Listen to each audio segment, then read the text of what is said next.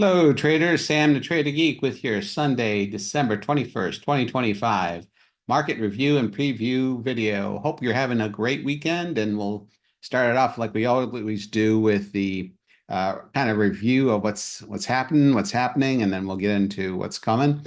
And we're looking at Friday's action, and we can see that Bitcoin kind of outperformed everything, up 4%, kind of recovering from that Thursday drubbing. And the Q's up 1.3%, microcaps up 1%, and VTI total market index up 0.89%. As were the small caps, Mag 7 up 0.8%. At the bottom, no surprise, they're taking the volatility out ahead of the holiday, down 11.62%. And look at that, we're under 15 again on the VIX. And in that whole sell-off, we barely got to 20. TLT lost 3/4 of a point. That's the long bonds, and high yield bonds down 0.5%, which doesn't really jive with the market going up, but it's just one day, and it was a triple witching options expiration. So who knows what we were seeing? Aggregate bonds down 0.5%, and gold just eking out a gain about 10 basis points. For the week, we have Magnificent Seven at the top of the major markets, up about 1.5%. Gold tacking on another 0.89%, refusing to correct meaningfully. Q's up 0.5%, and the dollar even gaining ground this week, 0.4%. TLT, despite Friday's weakness, is still up 1/4%. And if you look at the total stock market index, basically flat. At the bottom of the list, we see that the VIX made a round trip up to 1819. We'll see that in a minute, but still lost 5%. And Bitcoin, despite Friday's strength, was still down 2.5%. Can't seem to get out of its own way. IWC, the microcaps losing 1.63, and the small caps losing 1.2. So mixed bag all around for the week. So we can see what we have here. What is going on? What is this thing doing? Come on. I don't care about the versions.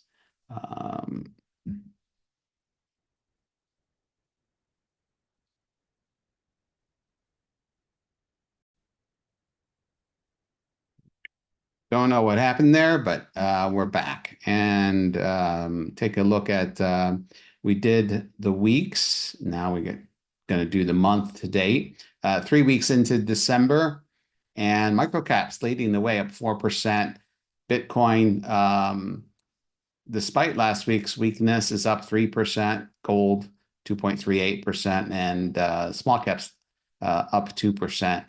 At the bottom of the list, VIX losing about 14%, and the bonds, 20-year Treasury bonds down 1.37, dollar down 0.5%. If we look at things on a quarter-to-date basis, with exactly 6.5 trading days to go in the year and in the quarter, we see gold just leading the way, up 12.2%. Microcaps up 8%, and DIA, the Dow Jones, up 3.75%, although it wasn't showing much strength last week. IWM, small caps, 3.65%, and Magnificent Seven up 3.5%. So for all the calls for weakness in the Mag 7, it's still positive on the quarter. At the bottom, Bitcoin down 23% in its own bear market. So we'll see if this weakness after the requisite period after the halving will continue. VIX down 8.4, TLT losing 2% on the quarter, and high yield bonds down 1%. And for the number of years where bonds have just suffered, they're just not bouncing back at all. So some diversification, I guess they're providing, but the markets are strong. Taking a look at major markets on a year-to-date basis, nothing even comes close to the performance of gold. You've got that in your portfolio. That's providing a nice tailwind, up 65% year-to-date, and microcaps up 23.6. Magnificent Seven, head to head with the microcaps. And then we have the Qs up at 20%, the SPY closing up about 16%. So, and it's the performance of the SPX is higher because of kind of the effective dividend. So it's probably closer to 17%. Total stock market index up 16%. At the bottom, VIX losing 14% year to date, although you wouldn't know it from the ups and downs and the volatility we've seen. Bitcoin is down 7% on the year, and the dollar losing almost 5%. TLT just barely eking out a gain. Taking a look at the sectors on Friday, kind of a mixed bag with metals and mining, technology, and telecommunications up in the 2% range, and at the bottom, utilities. Not showing any strength at all. I mean, it's been persistently weakened, and that becomes a little bit worrisome if they don't find their footing soon around this level, because usually weak utilities usually sees a weak market, but that's not always a given. XLP, staples down 0.5%, and that's what we've been seeing when there's risk on these defensive sectors. Although here you have XLY down 0.4%, and that's kind of because Tesla was down a little bit. XLRE real estate is just not performing this year for sure.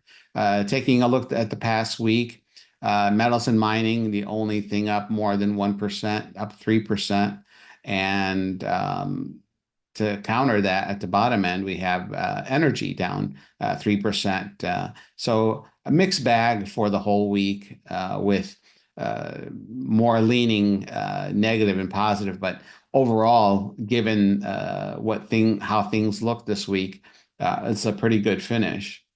Looking at the sectors on a month-to-date basis, again, a mixed bag. Metals and mining, top of the leaderboard, and telecommunications up 4, as were financials and retailer stocks.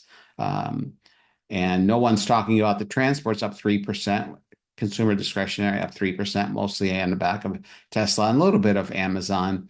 And then the industrials up 2.92%. At the bottom, we have the utilities and energy both down over 3%, and real estate down 1.85%. And let's see if we go to the quarter. Again, a bit of a mixed bag, but metals and mining leading the way, with healthcare up 11.33, the two that are up double digits, and transports, telecommunications, and technology up in the green. At the bottom, there's your real estate weakness and the utilities weakness, and communications. This is mostly damage done by Meta. And there you have the energy down 1.2%. Looking at year to date on a sector basis, if gold is leading, then metals and mining are going to be leading here. We have telecommunications up 25, technology up 24%, and communications up 20.3%. And that's pretty much on the back of Google.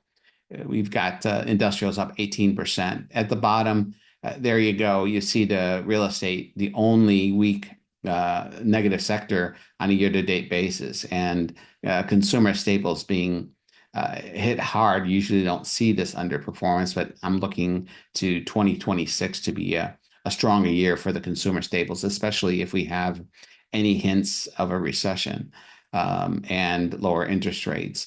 XLE still up positive on the year, but I mean, it lags everything else. Materials still can't get out of their own way either, up 8%. So not too bad. Taking a look at the Mag 7 on last week, Apple losing 1 2/3, Google down. So 5 out of the 7 were up, with Tesla being the strongest and making a new all-time high. NVIDIA up 3.4%. Everybody keeps writing off NVIDIA, but it keeps coming back. Again, you get that in the 160s. You got to take advantage of it. At least that works until it doesn't. looking at on a quarterly basis, a mixed bag, four up, three down, with Google leading the way this quarter, of course, and Tesla up 8%, but Meta still deeply in the red, double digits, 10.3%, and Microsoft down 6% on the quarter, and Nvidia down 3%. Year-to-date basis, all of them in the green, with Amazon being the caboose all the way in the end, 3.63%. And Google, look at that. We thought Nvidia was strong, but here it is, almost double the Nvidia move, with Tesla 19%. So a lot of shuffling going on here, and we have, like I said, 6.5 trading days left. We'll see what that brings. So do our usual daily, weekly, monthly analysis on the major index charts. And for those that are new, I have a bunch of moving averages on here. You've got the Bollinger Band right there. Blue line is an 8 EMA, green line is a 21 EMA. This purple line is 100. This is your 200. And the blue line is a 50-day moving average. And if you see those lines on the weekly and the monthly, it's the same number. And I use EMA for the 21 and the 8, and the rest are all simple moving averages. So you can see here, we sunk down last week, and then we had a really nice bounce, got a doji on Thursday, and we went doji up on Friday.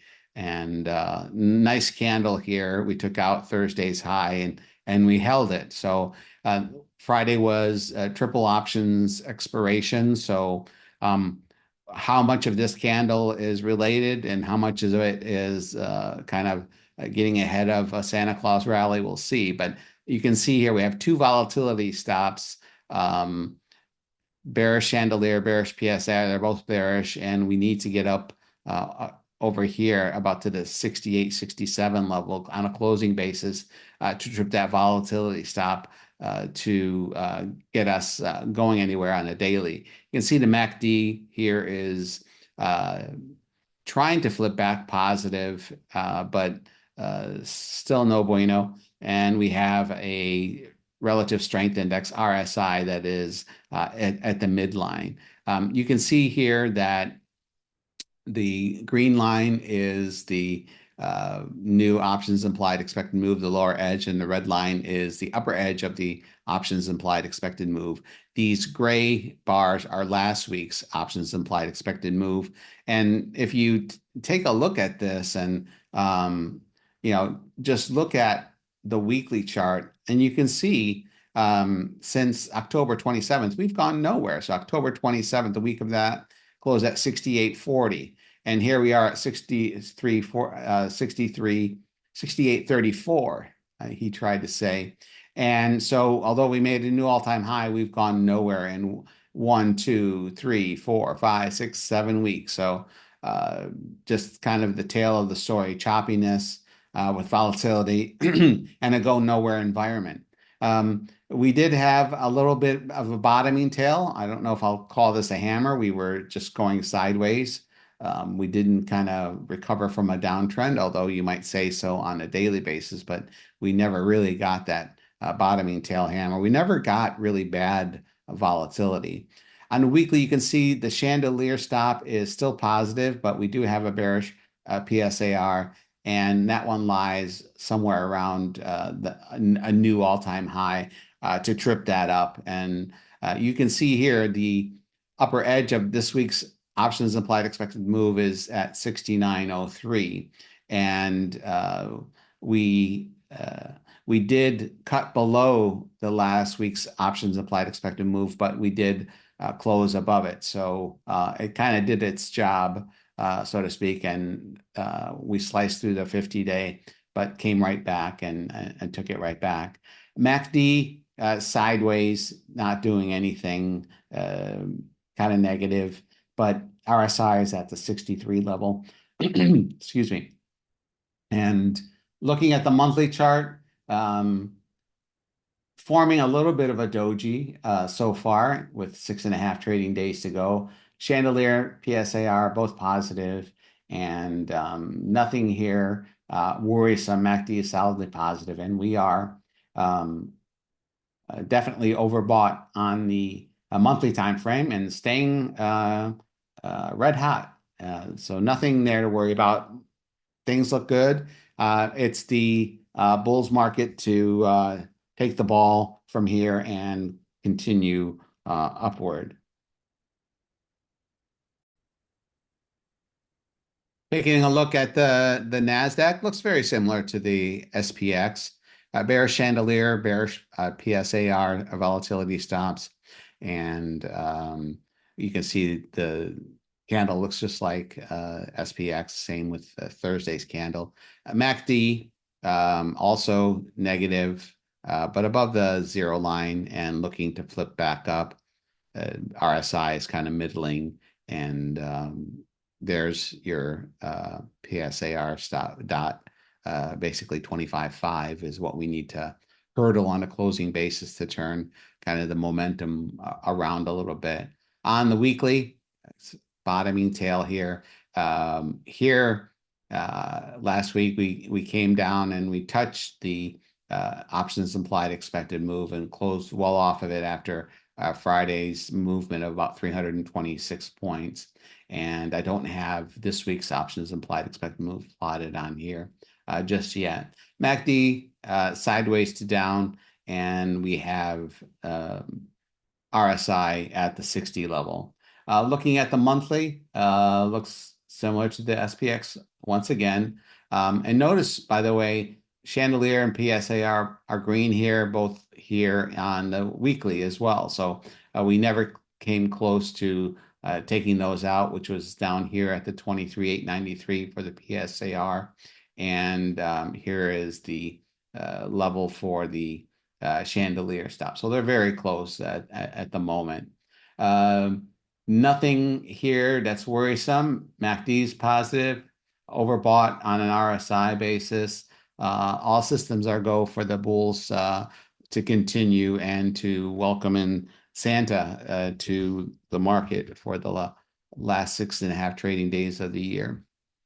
Russell 2000, not looking as robust, especially after this nice run we've had and making a new all-time high when the rest did not, except no, none of them have made a new all-time high since October, early November. So we did have an all-time high, and here we are.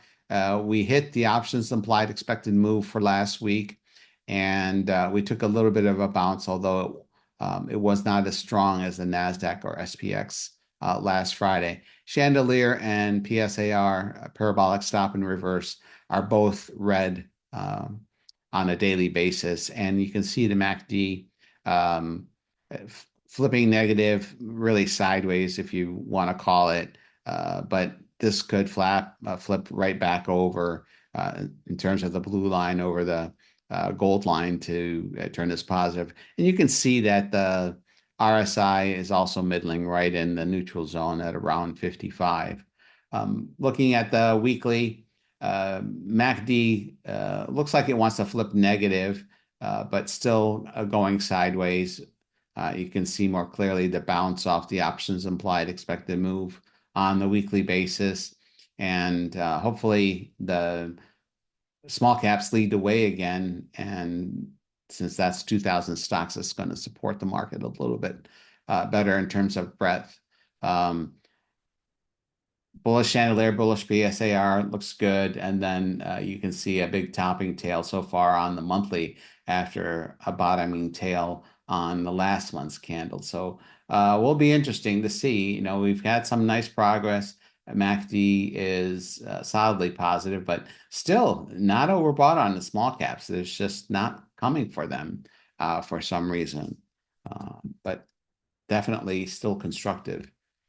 Now, VIX looking really bullish for the markets, bearish for volatility. And like I said last week, we hit a high of 18, and if that was any indication, there was just no really fear out there. And MACD, after flipping positive, is flipping back to the negative, and we're just above the neutral zone, above oversold levels on the daily. So they definitely were sucking volatility out on Friday ahead of the next couple of weeks. So this is saying that there really isn't any fear. You can see here that we even closed below, uh, well, not quite 1485.06. I mean, for all intents and purposes, we closed on lows last week. MACD flipping back negative on the weekly. Who cares about the monthly? There's just not doing it. But what was more interesting is the VVIX. And look at this kind of gap down in the VVIX. The VVIX is the volatility of the volatility.